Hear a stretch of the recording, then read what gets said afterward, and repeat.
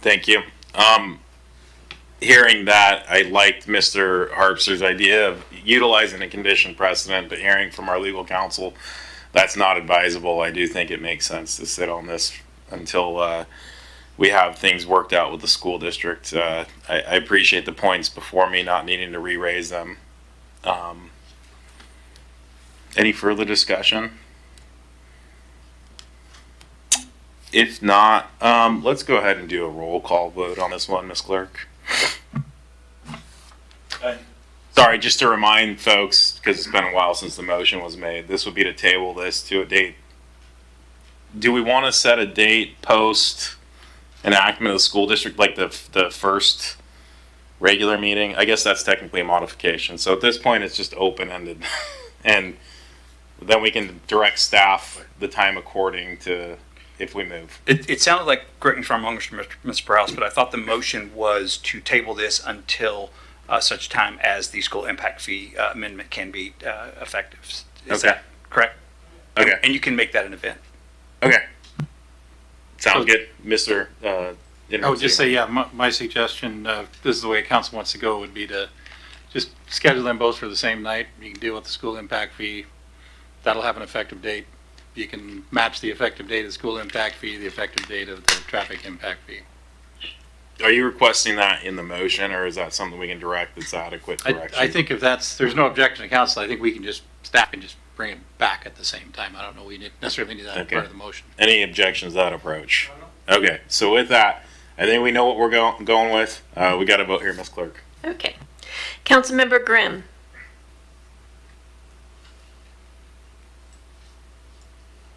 Councilmember Grimm. Yes. Sorry. Yes. Thank you. Councilmember Harpster. Yes. Councilmember Perales. Yes. Councilmember Barajas. Yes. Councilmember Blaisdell. Yes. Mayor Pro Tem Milne Yes. and Mayor Serrano. Yes. Passes unanimously. Okay. So sounds like you all know what you're doing, and we know what we're doing, right? Thank you. Thank you for being prepared, Ms. Sarah. With that, we'll move along to item B, which is joint resolution number 4604, extension of the interlocal and financing lease agreement for the HAPO Center facility until December 31, 2025. Interim City Manager Zabel, looks like it's yours. Thank you. Good evening, Mayor, Council. So as Council is well aware, the city and county have had a long-standing partnership over HAPO Center for about the last 30 years. And that partnership, for the benefit of the audience, exists formally through an interlocal agreement, which actually dates back prior to that, 1994. A little bit of history over the years. Pasco's invested about $7.7 million into that facility. The majority of it, $5.6 million for operational subsidies per the agreement, and about $2.1 million for 20 years worth of loan payments towards the initial capital outlay for construction of the project itself. So the original agreement was a 30-year agreement, and it was set to expire on May 24, 2024. Council extended that agreement in December of 2024, and we're now coming up to the expiration of that agreement, which will be in May 31st of this year. So we have to act fairly quickly. So we've been, we have a committee of council members, staff, and then some other meetings have occurred, and trying to get us to probably an extension. There was no way we were going to be able to, in the amount of time we had left when we really started meeting with the council or the commission, no way really to pull together a comprehensive agreement in just a couple months. And so we pulled together with their cooperation, just a brief extension. We talked about this a little bit at the retreat and got some direction from council that council would be willing to entertain an extension to the end of this year. But council had some conditions on that extension. There were some things that they specifically wanted to talk about having to do with governance, which has been an area of discussion over the course of the agreement, finances, whether that's capital or operational, even down to what the facility, what's the best use for that facility. We talked about review of cost centers and when it comes to finance to look at operating revenues and expenses and make some fresh determination as to whether or not the split, the 50-50 split that's in the ILA now is appropriate. You know, so that there's about probably 12 or so items that are listed in the resolution. Those are not necessarily demands in that resolution. They're really a list of topics that we're going to talk about that we're interested in the council, and they're not all inclusive either. You know, the guy invited the county to add anything to the list they wanted to. They felt that was a pretty good list to talk about, but we certainly, there's maybe other items come up during the course of those negotiations. So this extension gives some time to talk about these and other issues, and ultimately for the county commissioners and the city council to decide at the end of the day whether or not they want to continue the relationship through a successor interlocal agreement or a pretty beefed up extension that would probably very much modify the initial thing. I think one other piece of that is that I want to bring up, because it's something that we've talked about quite a bit, is the disposition of the land leased by the city or by the county, by the city from the county for the ball fields. And so that's also another piece of that. As council's aware, that's typically been on a 5-year lease. It's $1 a year. Maybe the last couple times it's been a little awkward, I'll say, between the agencies, $1 a year. It's getting to be pretty valuable real estate, although on the other hand, the county or the city's invested millions of dollars literally in that site to develop those ball fields. It was sagebrush before it was ball fields. So both the county has ownership of the land, the city has a huge investment in that parcel. So that's another big piece. And what council had directed staff at the retreat was we need to be working towards long-term security for those ball fields, rather, because they play such an integral role in our community. Those more than every 5-year lease with an option to extend. So those are the pieces. Tomorrow, the Franklin County Commissioners will be considering the same agreement. It's on their agenda. And if it passes here tonight and passes across the street tomorrow, we will have some time to negotiate all these issues, A through I, in the resolution, and probably more.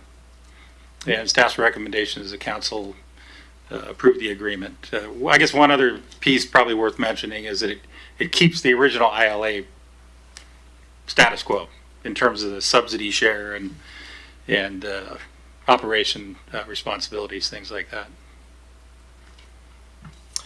Thank you, Mr. Zabel. Do we have any questions or comments from council? Mr. Harpster.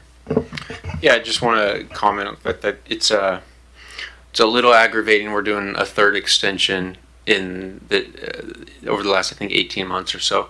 However, I am pleased with the leadership changes at Franklin County, and specifically Mr. Dansel, their new county administrator, and have been able to talk with him about this. I've talked with Mr. Zabel about this, as well as one of the commissioners, and I think extending this one more time is what's in the best interest for the residents of Pasco and Franklin County for the long term. And so I don't want to say I'm happy to extend, because I would hope that we'd be further along, but I think we're making good progress. Thank you, Mr. Harpster. Mr. Prowse. Thank you, Mayor. Yeah, and I agree with a lot of the same sentiment from Councilmember Harpster, but I'll say this. I think my plan on behalf of the committee is this is the last one. I don't care if we're here on Christmas Eve, but before the end of the year, this needs to get done. And we're working diligently with our counterparts across the street, but I do intend on seeing this being the last extension. I like the conversations that I had, that the committee's had, and I think we're getting there. And I think from here on out, we're gonna see something come together here shortly in the near term. So don't get me wrong, I share the same frustrations, but negotiations sometimes take time, and I think with some of the changes that we've seen there over at the county at the courthouse, they've been good. Again, the conversations have been great, and so I this is on the list to get done for the end of the year. So thank you. Thank you, Mr. Browse. Ms. Browse. This is a question more for staff, and I'm looking at Ms. Sigdell. We've extended this a couple times. Is there any accountability to the individuals managing this organization to, as far as the accounting, as far as the reporting, so that we can finally come to a final last interlocal agreement to where we don't have to depend on extensions? In terms of accounting and some of the financial concerns that you're stating, we are working with the new leadership in county and have received some much more detailed information than we have in recent past. And it is definitely an item that is addressed as a point of discussion and clarification for the new ILA, so that we are not in the same position that we have been in the last 5-6 years. Thank you. Thank you. Mr. Grimm, do you have anything?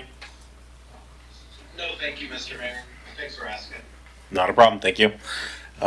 With that, do we have a motion? Yes, Mayor, I'd like to make a motion to move to approve joint resolution number 4604, modifying the interlocal cooperation agreement between the City of Pasco and Franklin County, Washington regarding the financing, acquisition, and ownership of a multi-purpose arena and exposition facility, the Hapo Center. Second. Motion by Mr. Milne, second by Ms. Blaisdell. All in favor, say aye.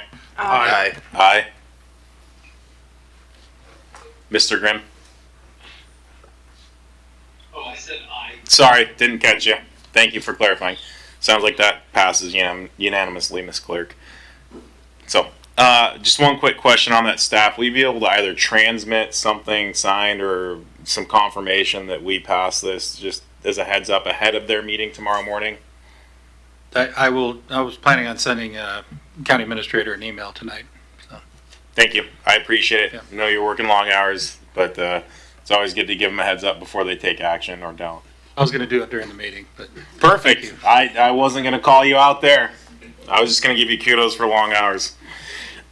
With that, we're going to roll on to item number 6, which is adjournment of the special meeting. That's going to roll us into our workshop meeting, which is, well, not 7:10, it is call it 7:20, and the city council workshop meeting is now in session. And since we already had our call to order with our roll call, let's roll to item number 4, verbal reports from council members. Does anyone have anything they'd like to report on? Mr. Grimm, I'll kick off to you in case we lose you or something. No, thank you, Mr. Mayor. That's fine. Just the ceremony I attended yesterday to honor those who have fallen. But thank you. Thank you, sir. Mr. Milne. Yeah, thank you, Mayor. It was I thought a great turnout yesterday at the cemetery. We had a good guest speaker, and your speech was also well. And again, it was just great to see so many community people out there and honoring those that have fallen and served our nation. So I did want to say I was also proud that we had 6 of the 7 council members there. So it was the largest showing I think I've ever seen at one of these events for Memorial Weekends. And on that, I also did attend last week. Chiawana had a band concert for the graduating seniors, and it was really well attended. And I just want to say I was very proud that our youth do so well in music. And it was just phenomenal. So it's good to participate in our community, and it's good that we have so many people that are talented and a lot more talented than I am. But again, it was a really good time. So thank you. Thank you, Mr. Milne. Miss Blaisdell. I also attended the memorial service or the memorial event yesterday at City View. The guest speaker was, if I remember correctly, Sergeant Major Walter Castilla Jr., which he takes care of City View Cemetery on the grounds. Am I getting this right? Okay. His speech was very impressive. His background, he's really served our country in more ways than one, and then to have him as an employee for the city of Pasco it's pretty special. I also attended Coffee with a Cop today. And I always enjoy going to those events because it just gives us an opportunity to meet our police officers on a more friendly atmosphere versus if you have to call them for help. So I appreciate going to the Coffee with a Cop. And one other thing I haven't mentioned yet, I'm also have been going to the Police Citizens Academy. And I believe we have one more class after tonight. I'm technically missing tonight. Actually, both of us are missing tonight. So after that, we go to graduation. So. Well, hopefully, congratulations to both of you. Mr. Harpster.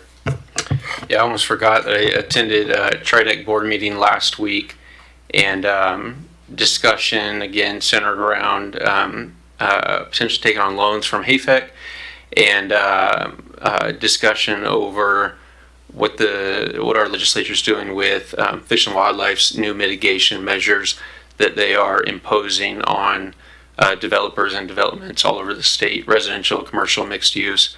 Some of the examples shared were a hotel in the middle of Kennewick. Fish and Wildlife's declared that area to be a shrub steppe habitat. The developer, Shervinell Construction, was forced to get a biology report. The biologist said that this area is not suitable for shrub steppe, and I think they also said there was endangered hawks, that there was habitat there for. Biologists confirmed there isn't. Fish and Wildlife is still attempting to move forward with their mitigation. And so TriDeck's plan right now is to engage with Governor Ferguson's office. We tried last week, and the folks at TriDeck only had a few minutes with him basically to take some pictures, and that was it. But meeting with Representative Connors sometime in the next few weeks, hopefully, and hopefully make some progress on that. Thanks. Thank you. In addition to the wonderful event yesterday, thank you, staff, for putting that on. Again, it's always a pride to recognize our own. So I'm certainly grateful for the work that Mr. Casieja and his team members do to keep that cemetery beautiful. A couple things. Attended the Solid Waste Advisory Committee for Franklin County. We're going through a 5-year plan of what's happening with solid waste. I know it's not a sexy topic, but there's some, we talk about unfunded mandates and how Olympia hoses us. This is just another perfect example. There's going to have to be we may have to open a whole new facility to do compostables. It has to do with segregation of waste streams, and the people that are going to pay that fee are you and I. And it's infuriating. We have an opportunity to have like green waste and waste, and some folks elect to utilize those services. We certainly have our cardboard recycling throughout the city. But because Olympia has decided that's how we are to deal with our compostable waste, we are going to incur new fees. We're going to have potentially a whole new facility designated to that. And while we're happy to hear your frustrations and complaints, the real place to take that is Olympia. I always encourage folks to advocate for themselves, and one of the places you desperately need to do that is up on the Hill. So enough of my soapbox, but it was pretty infuriating to have this plan and realize we're going to come short of one critical element that's not going to be cheap. And quite frankly, because of the way those things are not well segregated, it's not going to do a whole heck of a lot for either the environment or the county. On the positive note, last weekend on Sunday and Monday, Mr. Zabel and I attended the International Conference for Retail folks in Las Vegas, and we had some great conversations.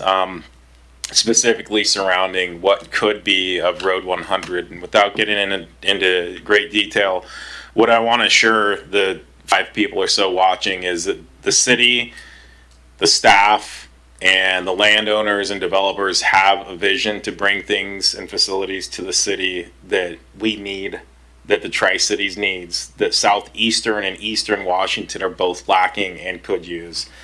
Whether or not we're able to do that, time will tell, but I can tell you, I would have I may be one of the few people that would rather spend time with my family than in Vegas alone, but that's me, and I would have rather been home with my wife and kids.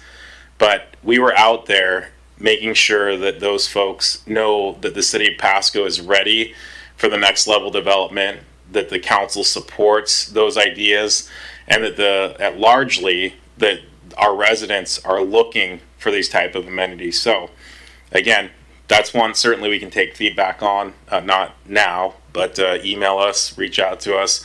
We are doing everything we can from our side to make sure that Road 100 area is well developed with the amenities that the people of Pasco deserve, and then Kennewick and Richland can use them too, but we're not worried about them. So with that, move on to item number 5. I don't see any other lights.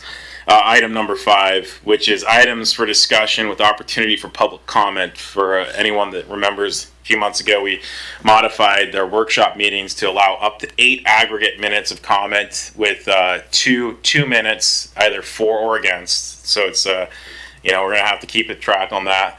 The time clock is the same place, to my right, to your left if you're at the podium. As always, name and county of residence if you're to speak. And again, it's specific to the issue, either for or against, and up to 2 minutes why and up to 2 comments per side. So with that, item A is resolution, Tri-Cities Home Consortium's 2025 to 29 assessment of fair housing plan, and that's going to come from Ms. Miller, our new director of CBD, or C, whatever the acronym is. Thank you, Mayor, and good evening, Council.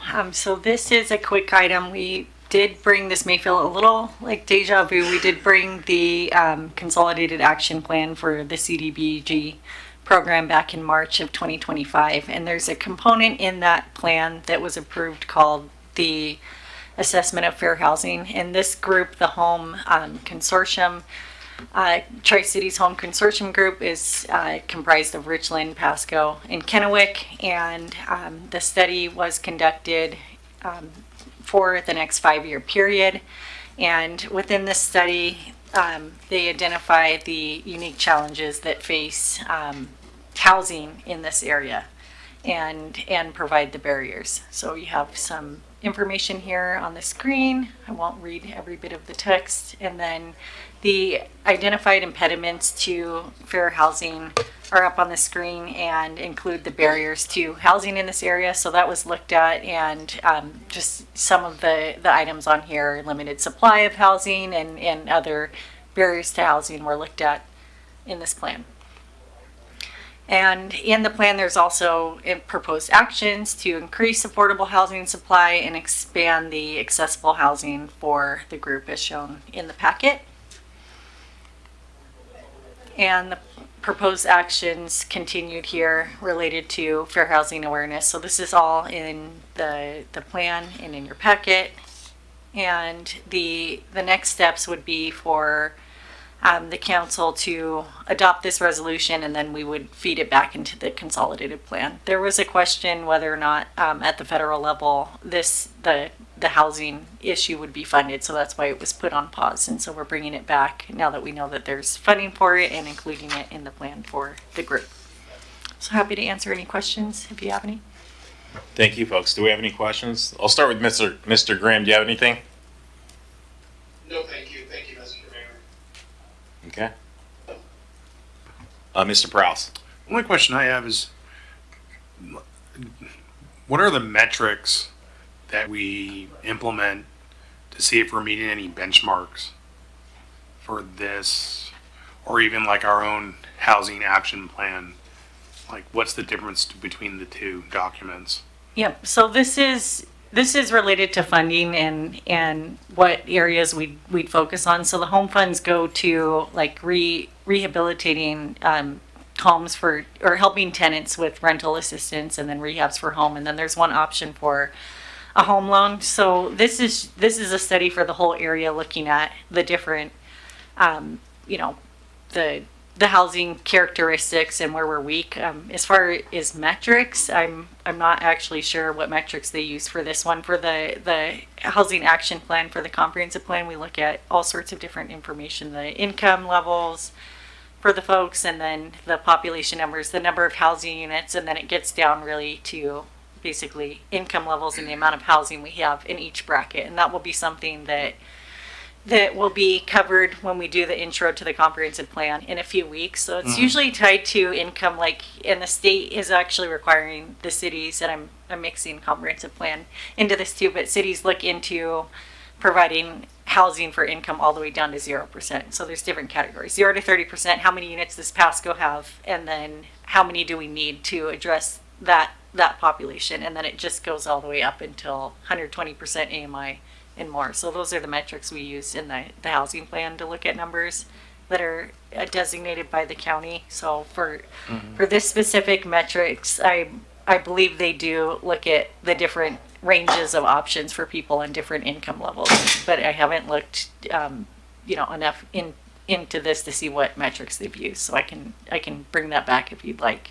Okay. Yeah, no, I'd just be curious because kind of like with your example you were saying, I mean, if we're not putting together like a programmatic response to see that we have certain amount of housing, and then what are we doing different to create an environment for that, I guess. It's just because we see these things come across the dais, and I don't know, I just don't really feel like we're coming back and looking at, yep, we implemented this policy, and this is what the fruit we got from it.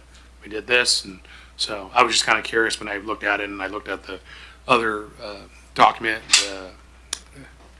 the annual action plan, and then I was thinking about our housing action plan and kind of how all of them kind of came together. So I don't know. I'll take it offline, but I'm just kind of curious about if we're doing our job along with staff to ensure that we're kind of providing all those segments of housing that you were kind of talking about Yep. with those ranges and stuff. Yep. You The know, comprehensive plan will likely address most of that in the goals. So there are already things Pasco has done related to middle housing to push this along, and then addressing the state requirements related to ADUs and increasing the housing stock is definitely addressing that. This is really dependent on who applies for it. So I think we can do better outreach and get messaging out to the different folks who apply to this program. The paperwork is a little bit more at the federal level, but definitely like in the comprehensive plan we'll get it down to very specific methodology, and then find ways in the code and the plan to address housing needs throughout Pasco. Okay, thank you. Any further comments? Seeing none, thank you for that presentation. And it is CE&D. I apologize for messing your acronym up. So item B is presentation, potential changes in inspection services. This is Deputy City Manager Sigdal. Actually, Mayor, I'm going to hand this off to Director Miller. All right. Thank you, and I believe this item has been workshopped with council at least 2 times briefly so far. So today we're just looking for direction on this approach, which is to exempt permit requirements from the Pasco Municipal Code that are not already required in the building code, the international building and residential codes. So I'll go through this presentation and feel free to, that is my keyboard, not the clicker. That's why it's not working.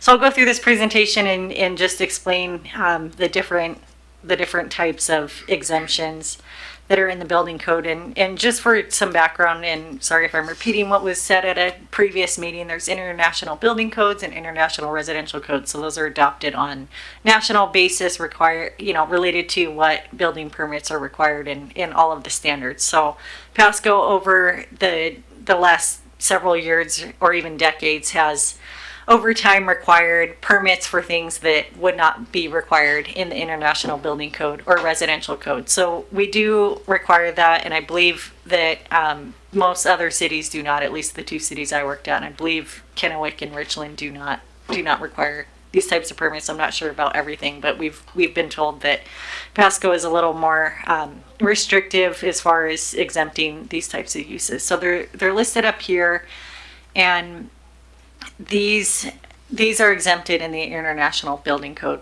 that are listed here on the screen. And then I'm just going to close this so I stop trying to click it.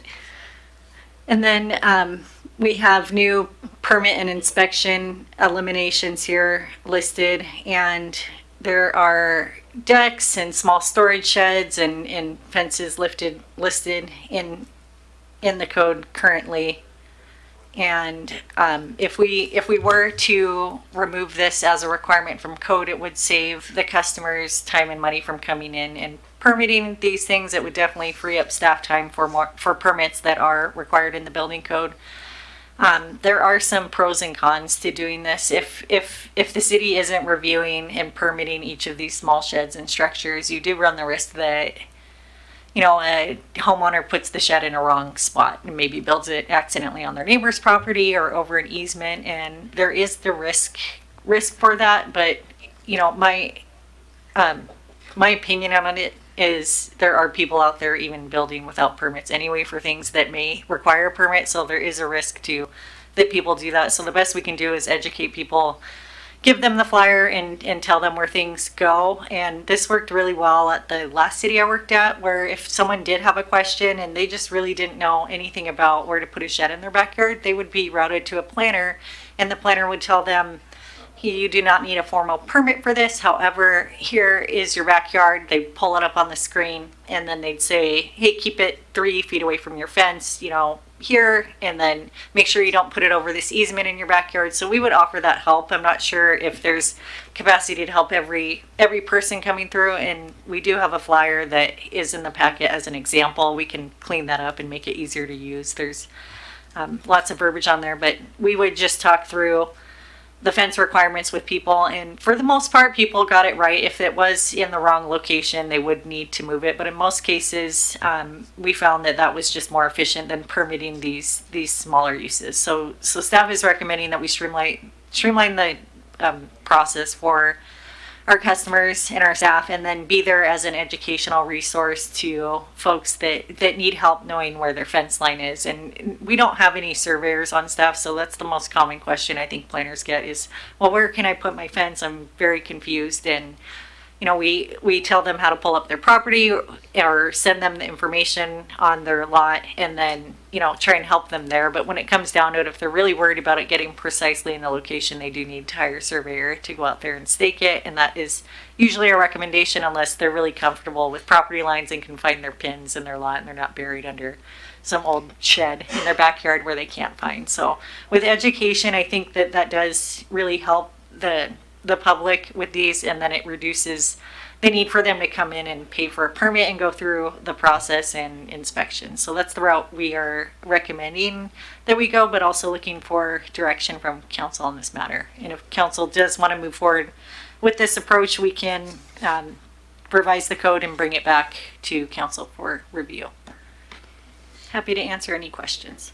I do want to add, council, that one of the ideas at the time was, should we just do a site plan of optional permit? And we're recommending that we do not do that because we do not believe that there's going to be a large number of people who might come in. But what we do think is with help and education, as Director Miller mentioned, we would be able to use that optional permit effort that the city staff would be taking, and rather work on education and informing the community and being able to help them with placing of sheds and fences rather than going the permitting route. Thank you. Looks like I'll go to Mr. Grimm first, then you, Mr. Prowse. Mr. Grimm, you have anything? Yes, first of all, thank you, Mr. Mayor. I just wanted to thank staff for bringing this to us. I know they've been working on it a while. It probably seems to some of us it's taken a little bit, but I can't thank staff enough. This was a big council agenda item, and I wish we would have maybe put it in all caps to reduce the regulatory burden on the citizens and others who want to do business with the city of Pasco. So that's, I guess, what I have to say to staff. Thank you for bringing this forward, and I look forward to eliminating all of this unnecessary burdens to our citizens. Thank you. Thank you, Mr. Grimm. To you, Mr. Prowse. Thank you, Mayor. So just to clarify, you're saying, I remember from like the last time we talked about this, so no plan review option here, just education? Yes. Okay. And then I had a question about roofing.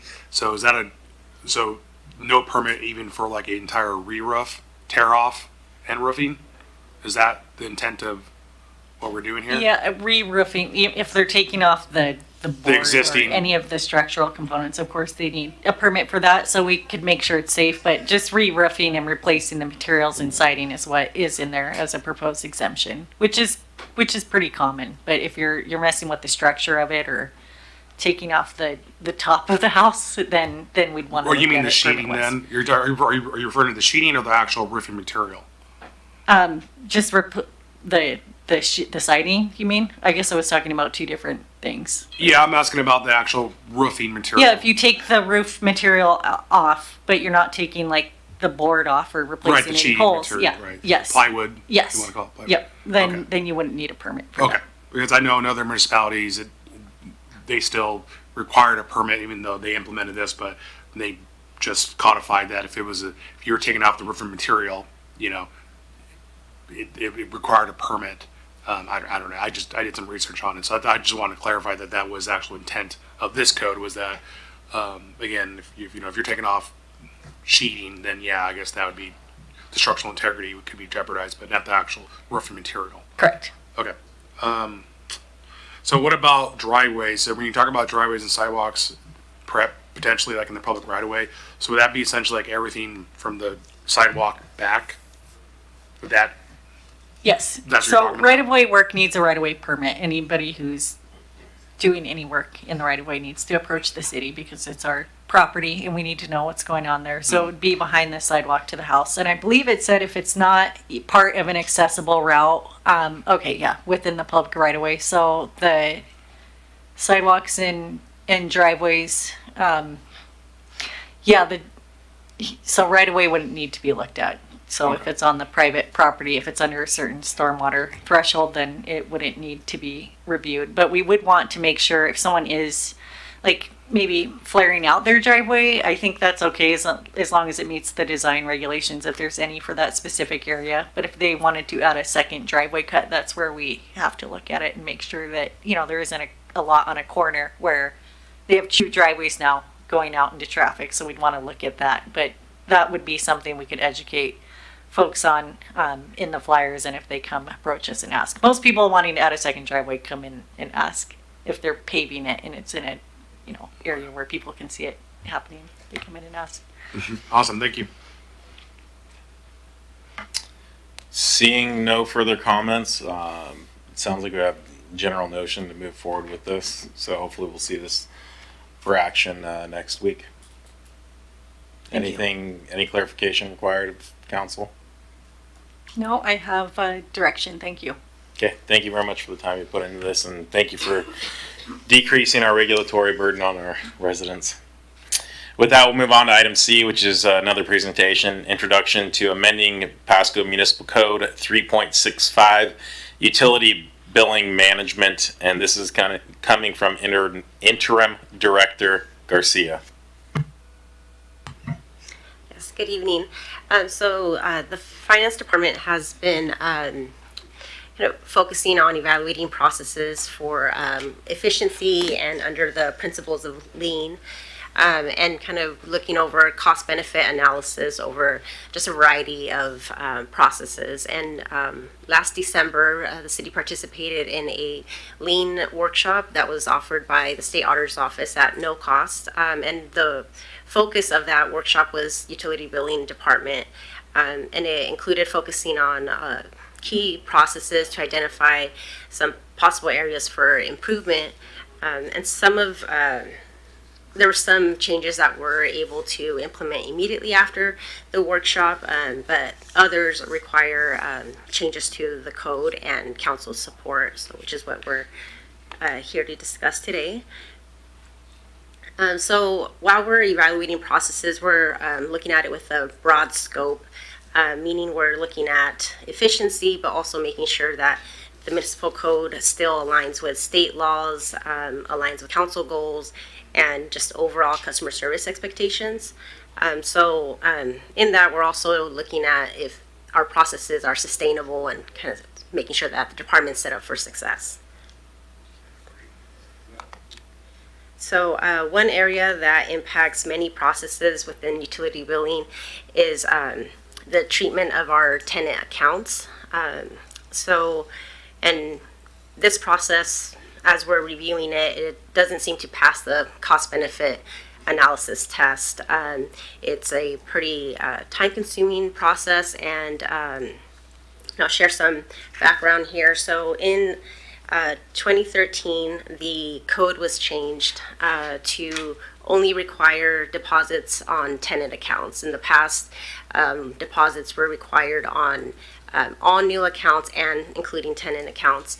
And one of the reasons back then was due to the time-consuming process. So it was, the attempt to narrow that scope a little bit to only tenants. So that kind of changed the responsibility over to just tenants and directed staff to pursue collections off of tenants instead of property owners. So overall, the process has, managing the program has always been fairly time consuming, and that continues to be the case.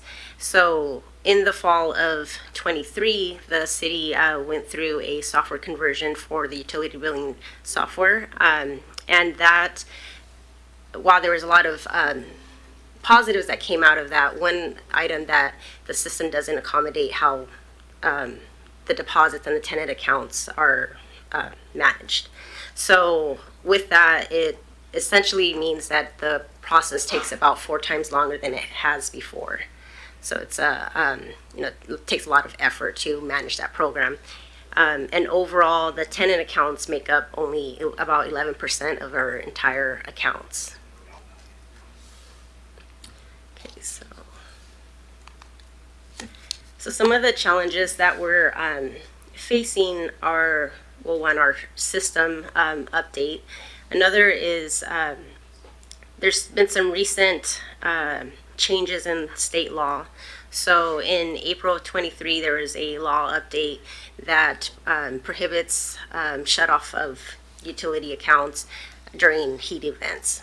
And on top of that, state law also only allows us to, or essentially gives us the only tool to collect on delinquent accounts is by shutting people's water off. And we're only limited to about 4 months, 4 months of accounts. So, we kind of have a little bit of, the laws are kind of working against each other a bit because we can't shut them off during the summer.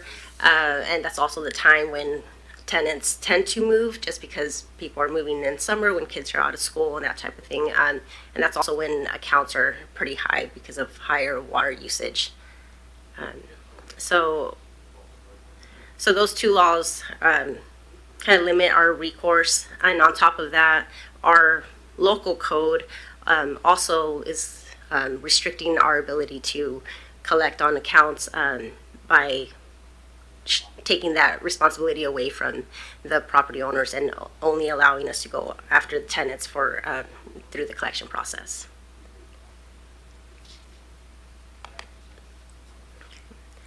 In addition to that proposed change, there's other areas within the code that require some cleanup, mainly because the code hasn't been updated in a number of years.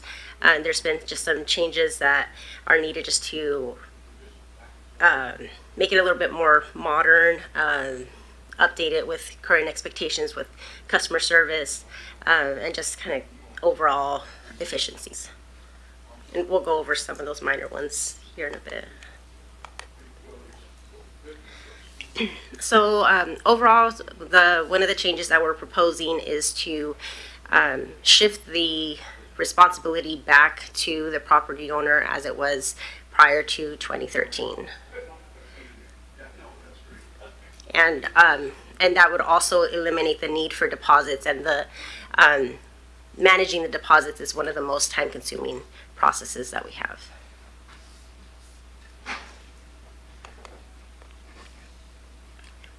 Okay, and here we have a comparison of what other cities are doing in this area.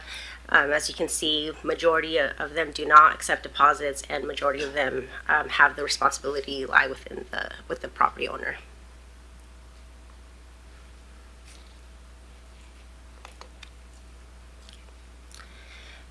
So these inefficiencies that we're experiencing have, of course, financial impacts. Overall, the activities that are related to managing the deposits equates to about a full FTE. And again, all of these rules and processes are only for 11% of the entire accounts that we have. So essentially, one FTE is for just a pretty small portion of our accounts. In addition, there's costs associated with records retention, the collection process, and just the overall costs with refunding checks and printing statements, all of that that is directly tied to this one program. It's all costs a significant amount, and also with the limited recourse that we have with these accounts, there's currently $56,000 that is either has been written off or in the process of being written off, and essentially that amount that's written off, that burden goes to the rest of the ratepayers.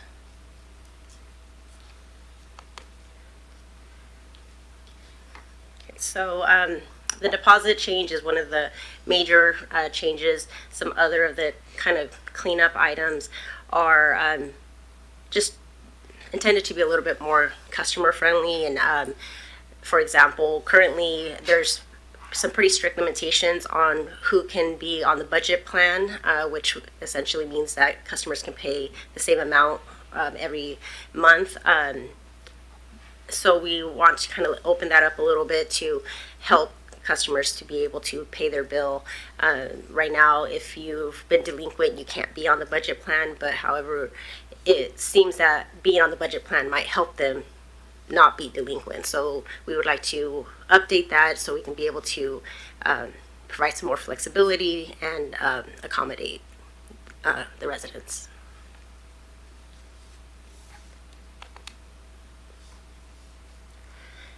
Okay, and some of the other changes that we'd like to update are some fee structures to, of course, ensure that we are charging enough to cover costs related to services, and just updating several, there's some pretty old language in there. For example, it says that you have to come in and sign and fill out a form in person, but now we have quite a bit of options available online. So we're just kind of updating that.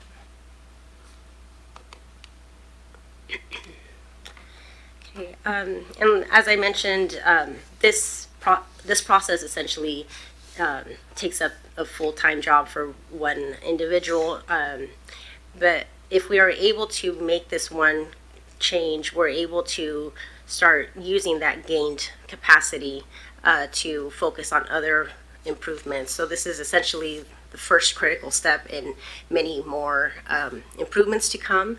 It's a good opportunity to start focusing on many projects that have either been started or we would like to start working on that would help customer service and efficiency, but we just are not able to get to those at this time.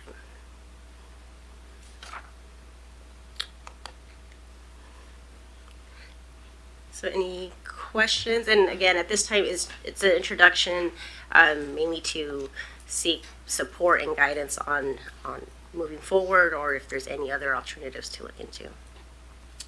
Thank you. Mr. Graham, you have anything? Mr. Graham, I assume that's you? Oh, sorry. Yes, actually it was in the background. Boy, my head is kind of swirling after that presentation. Lots of thoughts. Thank you. You know, on one hand, I, do see how, there is the middleman approach, where in a sense the city has become a middleman or a property manager, but on the same time, it's hard to expect a landlord to be fully responsible for a service that someone is, buying directly from the city, power bills come to mind. And I don't know how many landlords, just pay the power bill for an entire complex and then bill to separate units. And of course, my mind was thinking about garbage, and I know in apartment complexes and bigger units, there's dumpsters and that kind of stuff. But yeah, I guess the one question I would really have is, would we be providing, let's say a landlord has, 10 apartment units, would we be giving them the usage amounts per unit to where they could bill at least individually, or would they be stuck just billing all their tenants a flat rate? Yeah, so this is more for rental homes, not apartment complexes. There's different rules for those. So this is more for a single unit, so an apartment a home, just a single family home that has its own separate meter. So that's more what this is related to. So it's a rental homes, and the renter can still be paying the bill month to month. The landlord can request to get duplicate copies of the bill to ensure that there's, that they're current. And so a lot of the day-to-day operations wouldn't really change to how things operate now. Really, it would just be more of a communication of property owner reaching out to the city if they're not getting the duplicate bill to find out the status of the account before maybe returning their deposit that they're collecting outside of the city, right? So it'd be more just coordination at the end of the lease terms. Month to month, there shouldn't be much change to how things are operating now. Okay, thank you. I appreciate the clarification. Anything further, Mr. Grimm? No, thank you. Thank you, sir. Mr. Prowse. Thank you, Mayor. Yeah, I'm stepping in the same swamp that Councilmember Grimm is stepping in, I guess. I have a hard time wrapping my head around putting this on the property owner when it seems like it should be the responsibility of the tenant. I like the efficiency component of it and perhaps freeing someone up, but it just doesn't seem right. And essentially somebody's rent, when I'm thinking about the tenant, could just be kind of fluctuating depending on the meter rate usage. I think I just need to look at it more. If you can provide some other examples of other cities who do it this way, and maybe bring back some narratives to share, so I can get a clearer picture, because just seems I have a couple questions in my mind, so I appreciate it. We actually have our utility billing manager here who has some more information. I can speak to this a little bit more. Hi, I'm Priscilla and I'm Priscilla and Diane. I'm the utility billing manager. So in the cases that we're talking about, different from the apartment buildings where 1 meter hits all the units, we're looking at rental homes. Someone has their primary residence and their bill, and now they have a second home that they're renting out. There are some examples of other cities that don't allow tenant accounts, period. It's all on the property owner. And we can provide you the names of the cities that are doing those. As Griselda explained, in this case, we'd still be billing the tenant. The owner could have access to the bill, either getting a paper version or having that available online. One of the factors for consideration perhaps is most of the time a homeowner who has a second home that they're renting for additional income are collecting a deposit on that.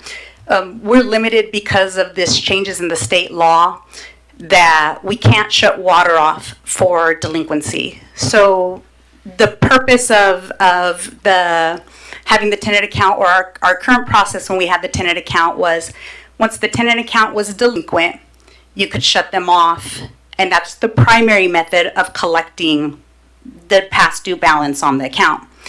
If that were not collected within a certain amount of time, that account was reverted from the tenant over to the property owner, where they were responsible for the bill again. Because of the changes in the state law, we're unable to shut off a tenant account due to delinquency.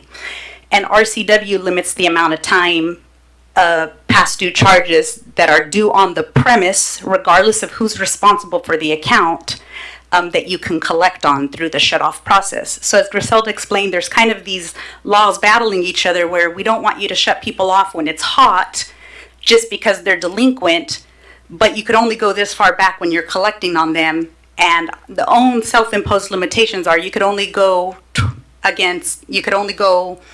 to the tenant to collect these. Granted, we understand that they're the ones living in the home. Part of the consideration as we're talking about this and looking for feedback from council is a lot of times this is not the person's primary residence. This is a secondary home that they're renting for additional income. I guess, so because somebody has a second, third, or fourth home, I guess they're just good enough. to No, pay and, for it, or well, if you're running a business, right, there's the risk of someone not paying. I mean, there's certain pros and cons and certain risks and benefits to running a business. Granted, we want people's primary home, we want them to have water, and we understand why the state is passing these laws, and we want to cooperate with them. But as a city, we're also suffering because of these laws that are contradicting each other, that limit what we can do to collect against the premise, regardless of who the account is under. And so what are some ideas that we can look at where there's not this loss of revenue for services already provided that, as they've already mentioned as well, are basically absorbed by the other ratepayers, which is also not fair to them. so would we need a software change in order to account for deposits into our system? Well, it accommodates it, but not the way we're doing it now. So there'd be, I guess another route would be if we were to use a system that we have now, which again has many other benefits. This is just the one feature that it doesn't accommodate the way we operate the deposits. So the other route, which I don't advise, would be that we expect every new tenant account to come in person and pay the deposit at that time. And right now, that would not, I don't think customers would appreciate having to come physically here to pay for the deposit and know that they would have to pay close to $350 on the spot. At the same time that they're also probably paying a deposit, a pretty hefty deposit on their rental. So it's doable with the software that we have. However, it adds all this other burden to most likely to the customer, and isn't as customer service friendly, because we would require, the only way is we can't bill for the deposit. That's the issue with our software. So the only way it works is if the person comes in and opens their account, which takes about 20 minutes, requires them to have their lease, and it's a time-consuming process for the person to come in and do it here, and it requires them to pay the deposit at that time, which is around $350. So it is possible, though. It is, but I just want to be clear that there will be some other burden that is passed on to the customer. So there'll be other communication that would need to happen, and also wouldn't eliminate. It's kind of just shifting the workload in a different process. It would still be inefficient. One of the customer-friendly processes that we do is that we don't generally shut water off in between tenants and owners, because generally that switch happens pretty quickly and the water is available to them. Most people contact us and want to set up their accounts.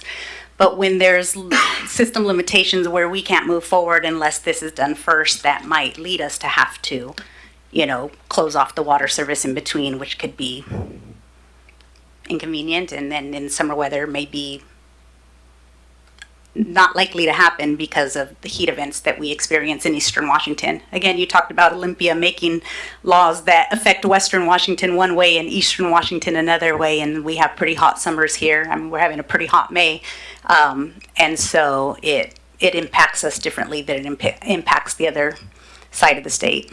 So what's the best way? What are our ideas for dealing with that in the best interest of the city and of its residents?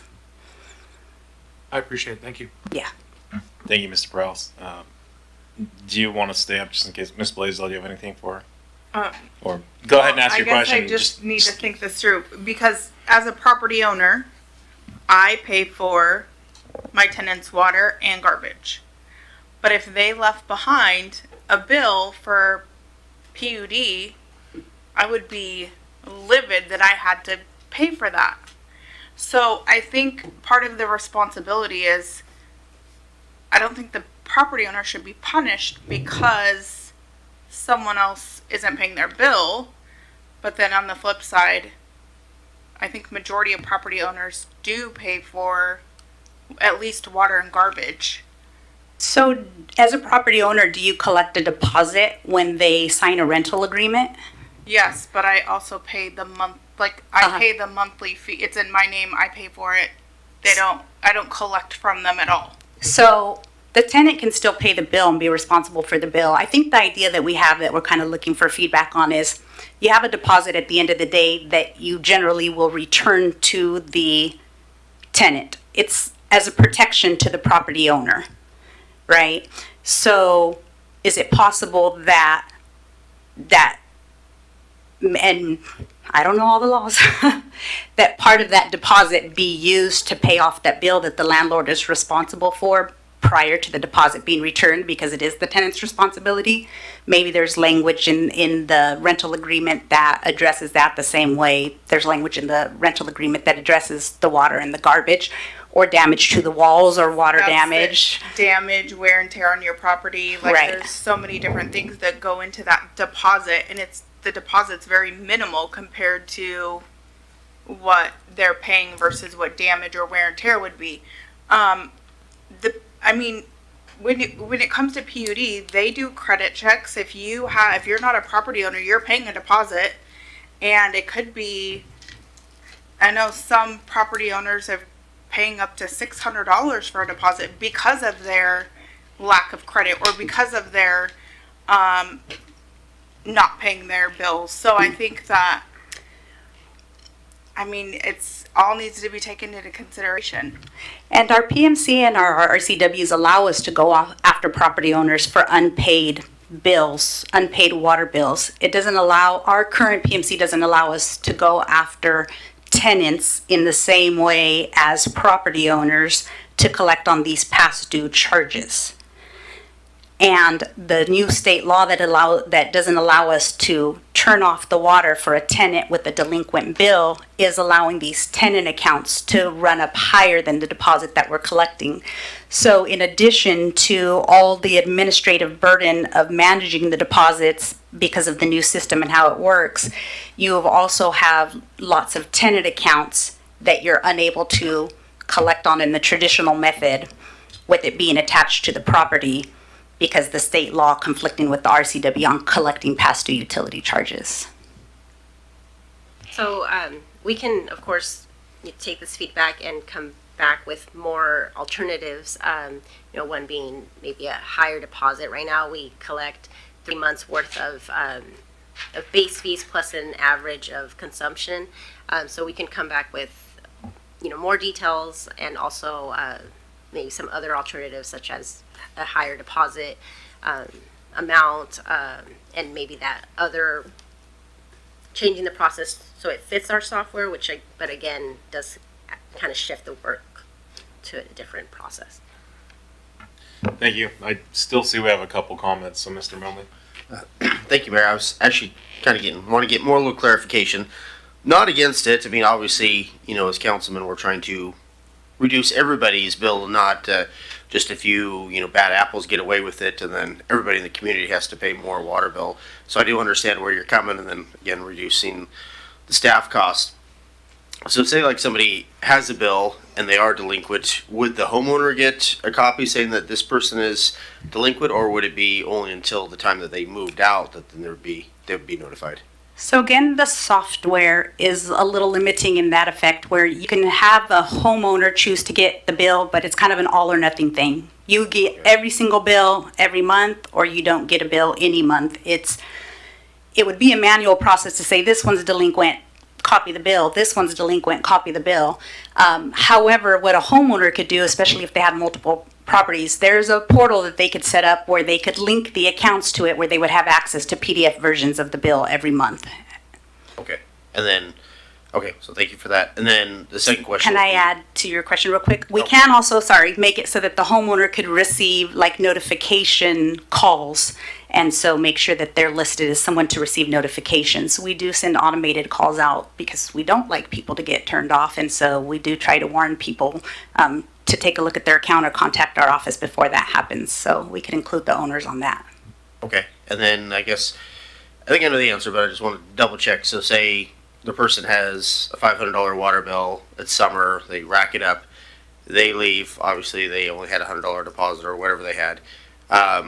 So the homeowner with this new system, then he would have to pay that $500 before he could rent it out to somebody else, or like say if it's July, there's that $500 bill, can he rent it out to somebody else and still have the $500 on the books, or would the water be turned off if nobody was in the house, and then have it turned on, the homeowner would pay the $500 and then a new person would. You see where I'm going? So our RCW only allows us to go back 4 months of past due charges. So if that $500 were 4 months of charges, regardless of it being in the tenant's name or the owner's name, we'd lock off the water until the account was brought current, so that we were within our within the statutes of being able to collect off of that. Right.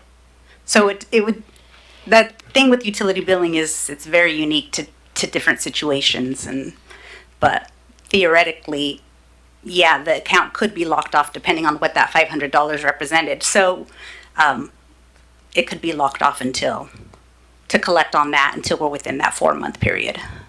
Okay. Okay, makes sense. Thank you. Thank you, Mr. Milne. Mr. Harpster. Thanks. I do appreciate the list of comparisons here, in that we hit all of our neighbors plus a couple different areas in the state, like Spokane, Federal Way. I'm completely opposed to shifting account responsibility to the owner. It's either the tenant's responsibility. If the tenant's living there, then it's their responsibility, and their failure to pay should not be put onto the owner. And I think it's ridiculous that that would be an option to put it on the owner. So thanks. Thank you. I'll weigh in here, and I'm going to actually disagree with you. Not that I am necessarily for putting it on the owner, but it should not be borne by the residents of Pasco. If there's a bad apple, I mean, several of us are in business for ourselves. If we have a bad month, we got to figure out what to do, and I don't get to call the city and say, hey, just hook me up here. That's a vetting process. It's a risk that's taken in business. I don't necessarily like passing it to the owner, but I also don't think we should just eat it. And that's, I mean, we've talked about issues where our fees are increasing, things that we don't like to do as council that make us uncomfortable, that make sure we balance our budget, and allowing nobody to pay these delinquent bills because the laws that have passed prohibiting us from taking certain action. Somebody needs to pay these, and it shouldn't be passed down throughout the city. So I don't know that this is the right answer, but I also don't know that it's the wrong answer. What I do also see is, as far as the utility deposit, if you're suggesting that, you know, just over 10% of the accounts are costing almost $100,000 of chase deposits, we got to figure out that system. I mean, if it's equivalent of 1 FTE, I mean, we can either strike that money, save it, and not hire someone. That's going to come back into our budget, help us balance it, or we hire someone to help chase some of these accounts. I guess I'm at the point where if the option is somebody makes a bad business decision in letting the property to someone who's going to be delinquent, it's not the residents of Pasco that should bear that. So I guess I'm closer to for this than against this. I don't know that we've got the right answer, though. I have one more question. Sure. I'm assuming if they don't, we turn them off. They don't pay it. We turn them over to collections, and then we go through the collection process. It goes, so if they rent, or if they rent anywhere in Pasco, they have to turn their water back on. They have to pay that in full before they can turn it back on, correct? It depends on how far delinquent the account is. I mean, part of reorganizing our PMCs, there would be some flexibility there as to what we can or can't do. We know what RCW allows us to do, so we have to follow that law, but there's some flexibility in what our internal processes are.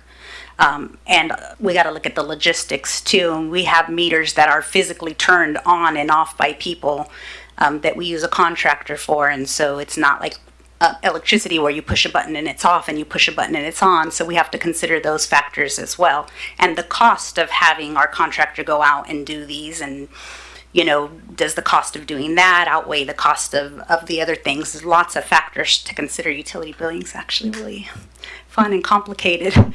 But it depends is the answer to almost everything. Okay, one other question. So when someone comes in, do you require them to bring in the rental agreement with the property owner?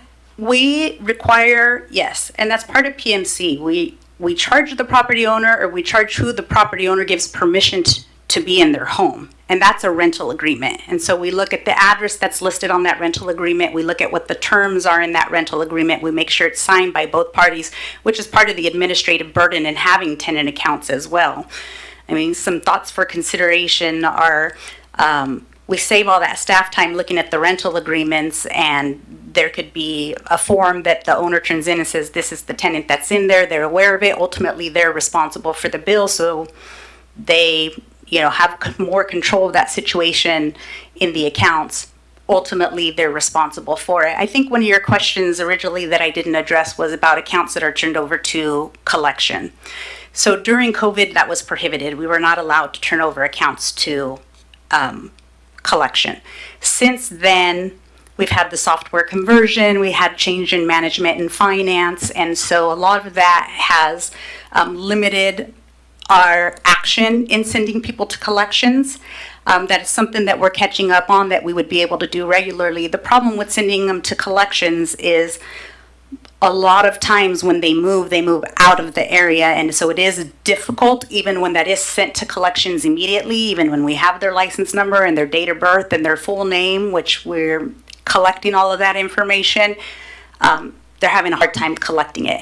And so it gets written off with the city system, even though it's as bad debt, even though it's with the collection agency for potential collection. Thank you. Thank you. Sounds like there's some more homework to be done. Hopefully you've gleaned enough that you get a sense of what's needed from us. Is that correct? Yes. Okay. I realize that I've skipped public comment on the first two issues, so I'm going to open the floor to the public comment. Figure we're going to at least have one.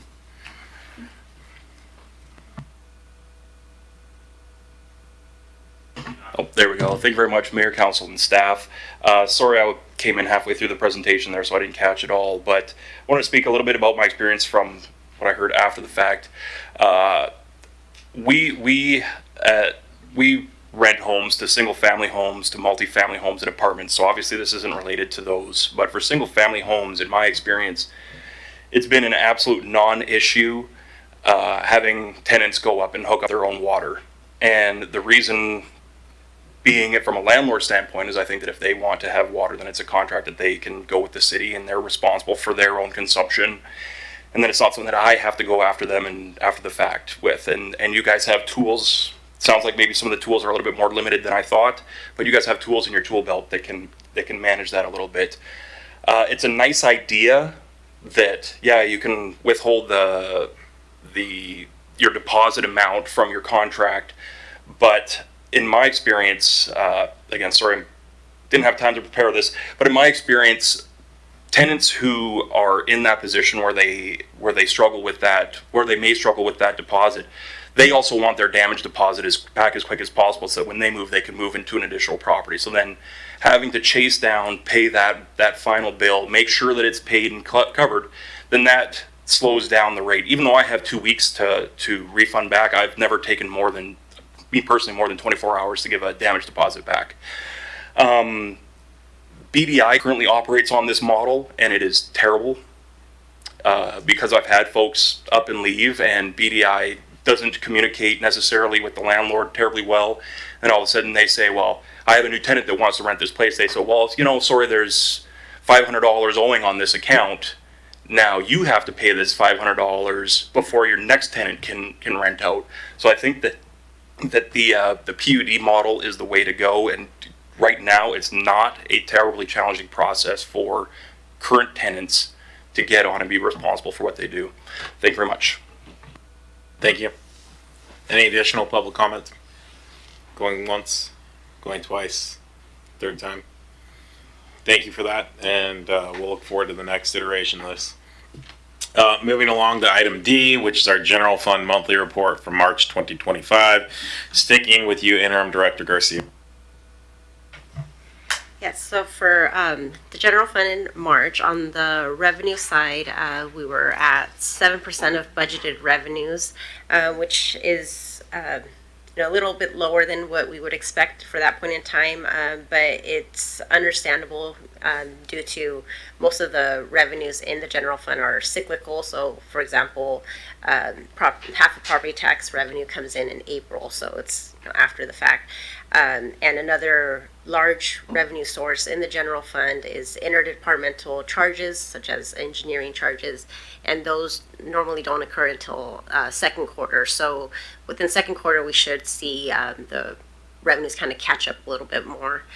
And still on the revenue side, we've continued to be proactive in monitoring cash flows and investing as much as we can to take advantage of the higher rates right now.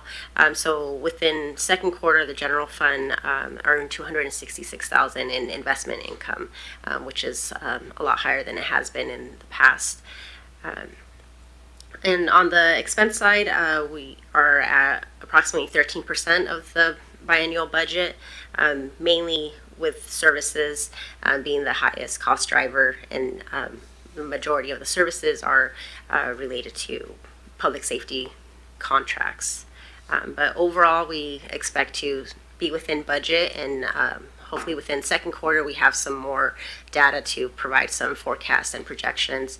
We're still pretty early in the biennium to share that, but hopefully within the second quarter we could share some more projections for how we expect to end the biennium. Thank you. Do we have any comments? I'll start with you, Mr. Grimm, if you got anything.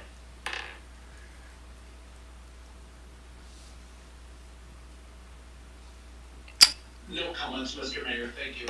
Thank you. Yeah, Mr. Harpster. Just one quick question on the contracts between 100,000 and 300,000. The second one with framework for the comp plan update, that was, if I remember, I thought it was paid for with grant funding. Is that correct? Yes, a large part of that was paid with Department of Commerce grant. All 300,000 of it, or a portion Yes. of it? Okay, thanks. There's a little bit of a mix. We were pretty creative about how to utilize all of the grant funding for our comp plan process, but all of that is covered by some form of some grants from Department of Commerce. Just mainly wanted to clarify I wasn't coming out of our general fund, so that answers that. Thanks. Thank you. Just one quick question from me. So our net position is almost negative $2 million. Are we at the point where we're gonna have to cover that with reserves, or how is that leveraged?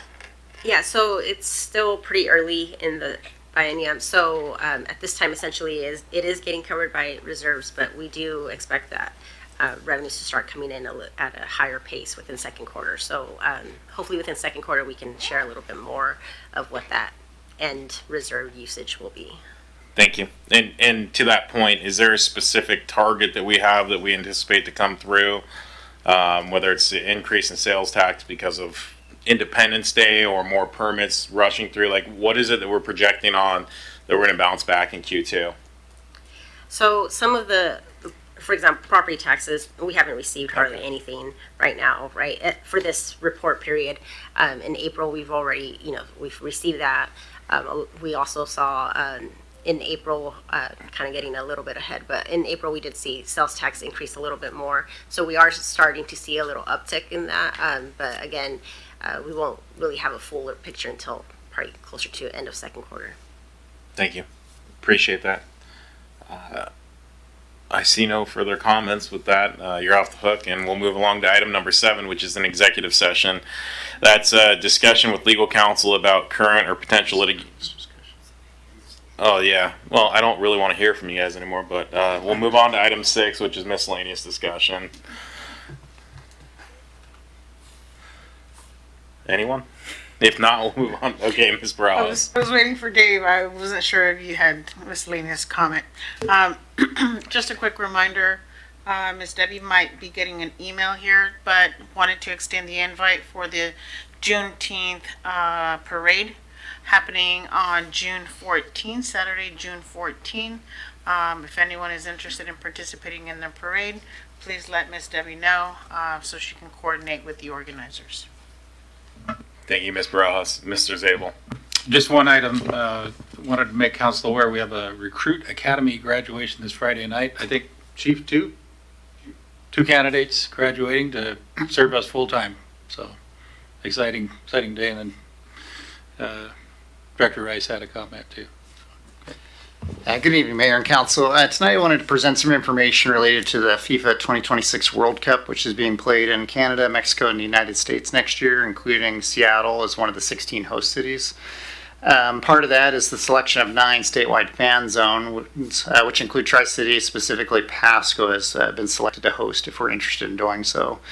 We've had various discussions with Visit Tri-Cities and FIFA 2026 to gather some information to share with you this evening and either get some direction or input on what you'd like to find out additionally.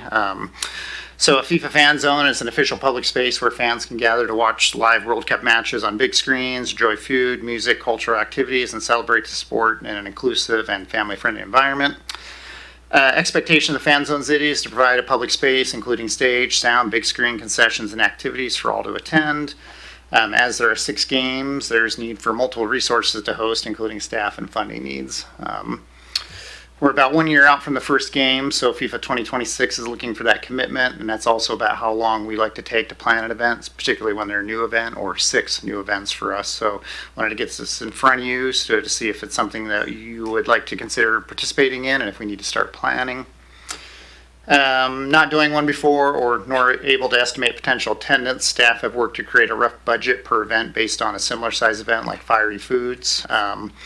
Which would include some of the basic services, the stage surround, the big screen, sound, security, marking activities, miscellaneous staff time, shared resources, and other things like traffic control and police services. And I think roughly we're estimating about $15,000 per game at this point, or about $90,000 total.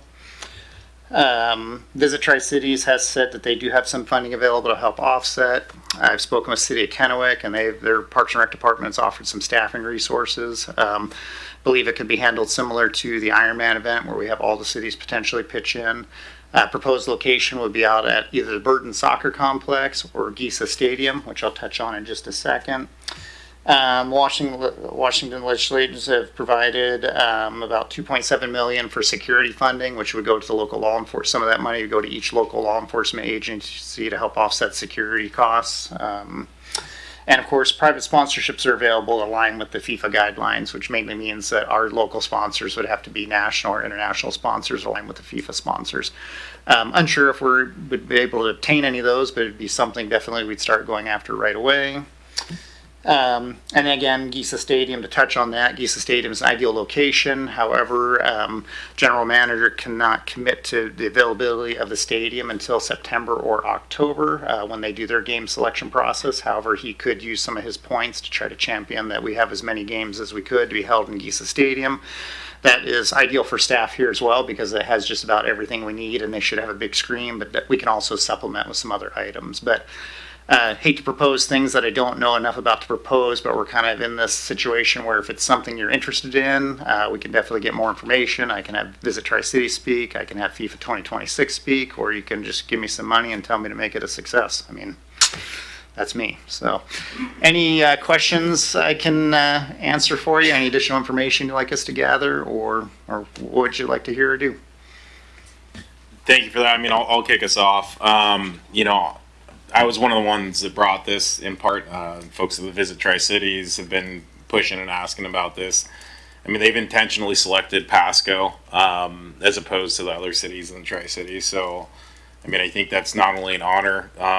It's quite literally, I mean, you know, this happens every 4 years, but to have it hosted in a adjacent city, and I don't mean Seattle's that close, but you know, it's close enough that this can be kind of a real home feeling, and I think it's a great opportunity for us to participate with the community. So I'd support it. I'll do what I can to help you chase sponsors. You know that I've already talked to you about options that I'm chasing to defray costs. I'm not hot on spending $90,000 on having fun. That, you know, I'd rather get to work with it, but at the same time, sometimes we do have to have fun and let our community celebrate, you know, these seminal events. So I'm in support of this.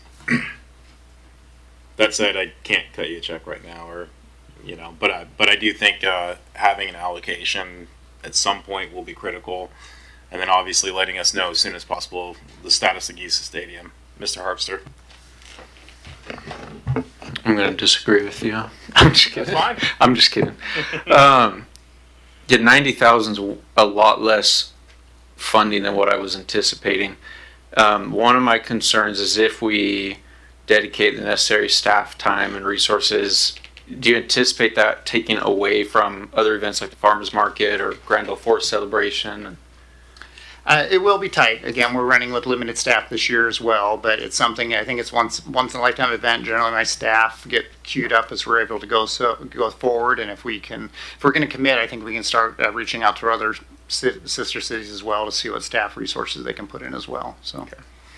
I do think it's a good opportunity, like Mayor Serrano said, and I know that because if I think about it from the reverse, where if Kennewick or Richland was selected, I'd be ticked. And to your point, Ironman, you know, was in Richland and Kennewick, but not Pasco. So if we could get help from Visit Tri-Cities and other cities, and I think that'd be great. And while I was sitting here thinking, I was looking at our goals on the back wall, and this does help achieve or further at least 3 of those. And so I'd be in favor of it as well. Thank you. Mr. Melny. Thank you, Mayor. Yeah, I'm in favor as well. I think, yeah, there's quite a lot of soccer enthusiasts here in Pasco, so you'd have my support on this as well. Mr. Graham, you got anything? No, thank you, Mr. Mayor. Thank you. Thank you. Do you have direction, Mr. Rice? Yes, I will connect with FIFA 2026 and let them know that we are interested in moving forward, and we'll start working on an updated budget and marketing and outreach for sponsors and things like that. So we'll get you some information, try to roll forward, but we'll let them know that we're looking at committing at this time. And there may be added value with our local representatives, statewide ones, you know, like Rep. Bernard, who's here out of Pasco, and Connors and such. Obviously too late to get a budget item, but they may have other contacts that would be willing to support. So I do think that, you know, you and I can sit down if we need to. All right, very good. Thank you. Mr. Zabel. Just add that I think we should probably check in every couple of weeks with you to make sure, let you know where we're at on fundraising and how that effort's coming along, so the council is fully aware of how many feet we have in the water. That sounds good. Appreciate that. With no further lights, I'm going to assume we're safe to move on to executive session. Good. Yep. So let's see. It's going to be, we're going to take 5 minutes from whenever I call it. So item 7A is discussion with legal counsel about current or potential litigation under revised code of Washington 42.30.110 subsection 1, Roman numeral 1. We've got it listed at 15 minutes. Is that where we are? That's going to be pushing it, but we'll do it. Okay. We'll go like 4.5 minutes on that break and start at 8:40. We'll just go till 8:40. So 8:40 to 8:55, we'll be back. And do you need to know who's going in? Oh, yeah. So that'll be the city attorney, city manager, and deputy city manager. And I also need Miss Sarah and Miss Miller. Okay. So CED director, I got that right this Yes. time, and public works director. Great. Thank you. Thank you.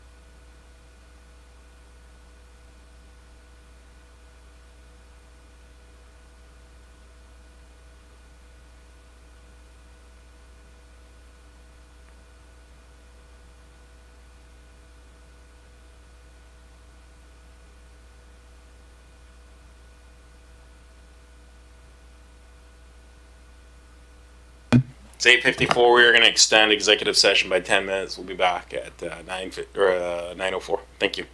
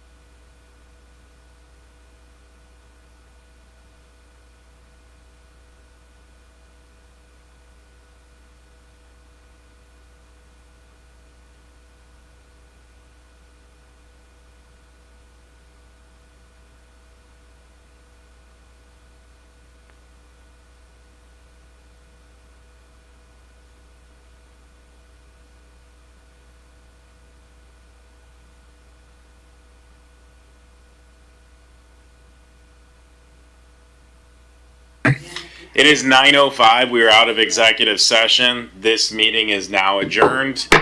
We are, however, going to go into closed session to discuss one item, discuss collective bargaining unit negotiations under revised Code of Washington 42.30.140 subsection 4 subsection A for 10 minutes with the city manager, city attorney, HR director, assistant city manager, well, the deputy, and the deputy city manager as well.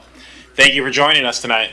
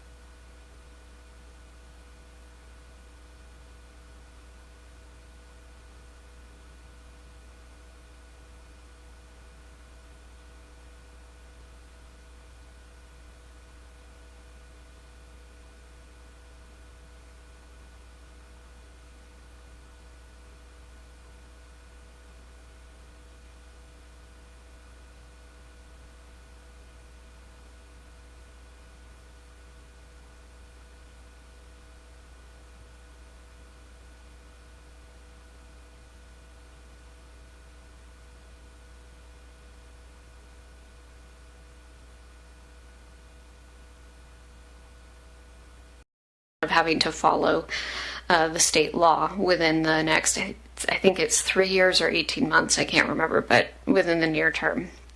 The second major piece of preemption occurred around lot splitting. The city will be required to offer a administrative ability to take one lot and divide it into two.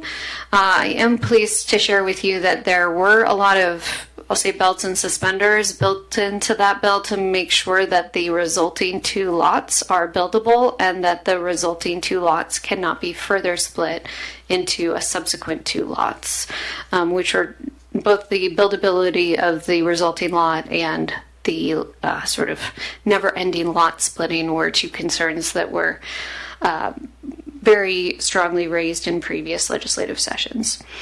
And then the third item was called the Housing Accountability Act. And what it does is it allows Commerce to go in and audit 10 jurisdictions per year to see whether or not you are adequately complying with the preemption or mandates that have been passed in the last handful of years by the legislature. The next item is on housing and homelessness. Democrats articulated their priorities on housing and homeless around stability, supply, and subsidy. On the supply side, they really focused on the land use bills I just outlined for you. On the subsidy side, they passed a rent stabilization bill that caps annual rent increases at 7% plus inflation or 10%, whichever is less, and an even further reduced rent cap for mobile home parks. And then on the subsidy side, the legislature invested $600 million into the Housing Trust Fund and an additional $90 million into a program that helps connect infrastructure to housing to hopefully help get more units constructed. The third item is fiscal sustainability. On this one, I would like to frame it as the best defense is some offense. So through the course of my 18 years lobbying in Olympia, every time the legislature has faced a significant budget shortfall, they have balanced their budget by reducing state shared revenues. That did not happen this year. And it did not happen in large part because there was significant taxes raised, revenue raised through tax increases. But it also didn't happen because I think local governments came forward asking for greater fiscal sustainability, and they heard that outcry, and therefore those state shared revenues were not on the chopping block in the same way that they've been in previous years. So the good news is no cuts. The other piece of good news is a small amount of flexibility with your existing real estate excise tax revenues that allows you to spend some of that revenue on operating and maintenance rather than on rather than on new capital expenditures. So a little bit more flexibility with the dollars that you have. And then I'll just note that you all have had debate over the years on the 1% property tax cap. And so that was not an item that we weighed in on in any way, but the legislature had a robust discussion but chose not to advance forward any changes on that cap after the governor indicated he would be inclined to veto anything. Finally, on community safety, the legislature's biggest action was that they allocated $100 million to a grant program to hire law enforcement officers. To be eligible for that grant program, you do have to have either you or the county have to have an ongoing revenue source to support those positions. I'm not actually sure whether you all have one of those ongoing revenue sources in place, but if you don't, they provided you with councilmanic authority to increase the sales tax locally in order to provide that ongoing funding and take advantage of the grant funds. So that's a snapshot. That comprehensive written report that I mentioned goes into a lot more detail, and I could stand up here probably talking for an hour, and I won't. But that gives you some flavor of where some of the policy issues we worked on your behalf landed.